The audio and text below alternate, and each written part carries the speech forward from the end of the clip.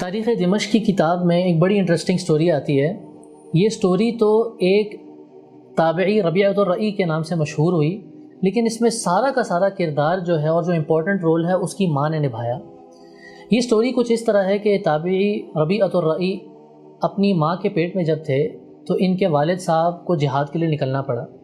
جہاد پر جانے سے پہلے والد نے اپنی بیوی کو 30,000 دینار دیے تاکہ وہ اس کو سنبھال کر رکھے اور اپنی ضرورت کے مطابق استعمال کریں، اور ان کا باپ جو ہے وہ جہاد کے لیے نکل گیا۔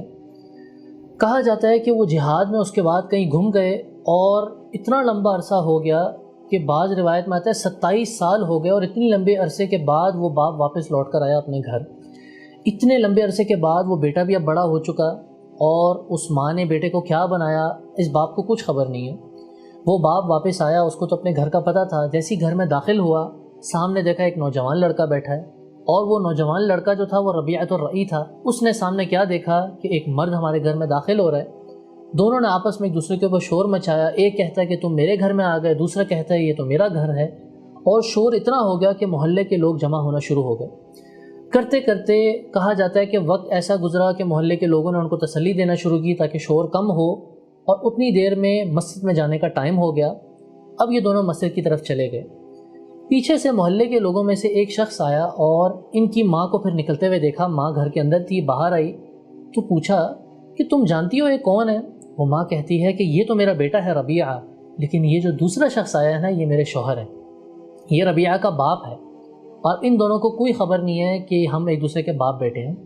مسجد میں گئے، ربیعہ الرئی جو ہے ان کے والد نے نماز پڑھی، اور نماز پڑھنے کے بعد کیا دیکھا کہ لوگ ایک حلقہ بنا کر جمع ہوتے جا رہے ہیں، اور بیچ میں ایک نوجوان شخص بیٹھا ہے جو درس دے رہا ہے لوگوں کو، اللہ اور اللہ کے رسول صلی اللہ علیہ وسلم کی باتیں سنا رہے لوگوں کو، دین کی تعلیمات سکھا رہے۔ اور کیا دیکھتا ہے یہ انسان کہ یہ وہی شخص ہے جس سے بھی میری لڑائی ہوئی تھی۔ اب یہ واپس گھر لوٹ کر آیا، لیکن وہاں بیٹھتے ہوئے اس نے تمنا کی کہ کتنی پیاری باتیں کر رہا ہے۔ الفاظ جب یہ کہتا ہے تو ایسے لگتا ہے زبان سے موتی نکل رہی ہے، کاش میرا بیٹا بھی اگر ایسا ہو بن جائے۔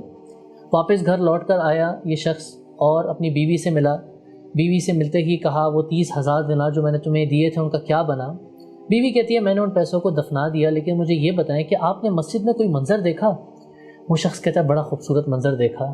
پورا منظر بتایا میں نے کیا دیکھا، ایک لڑکا لوگوں کو اللہ کی دین کی بات سنا رہا ہے، اتنی پیاری بات کر رہا ہے کہ میری تمنا تھی کاش ہمارا بیٹا بھی ایسا ہو۔ تو اس کی بیوی نے اس کو کہا یہ جو شخص تھا نا، یہ ہمارا بیٹا تھا، یہ ہمارا بیٹا ہے، اور جو 30,000 دینار تم مجھے دے کر گئے تھے یہ سب کے سب میں نے ہمارے بیٹے پر خرچ کیے تاکہ آج وہ دین کا علم سیکھ کر لوگوں کو سکھا سکے۔ اور یہی وہ ربیعۃ الرئی ہے جن کے اسٹوڈنٹس میں سے ایک بڑے مشہور اسلام کے لوگوں کے ہاں امام کے نام سے مشہور ہے، امام مالک رحمہ اللہ، وہ انہی کے اسٹوڈنٹ تھے۔